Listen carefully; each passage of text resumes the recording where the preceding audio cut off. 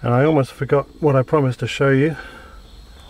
Here's the old tumbler clock, or flip clock if you like, out of the 70s Lincoln that I got from the junkyard, installed in my Jeep. A lot of people think I'm crazy for sacrificing a vent just for an old retro clock, but keeps very good time actually, and it's lighted as well.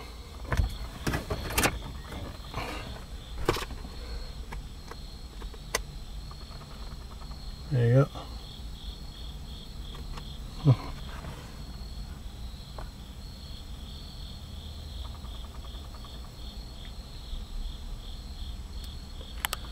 Just a nice old thing to have in my Jeep.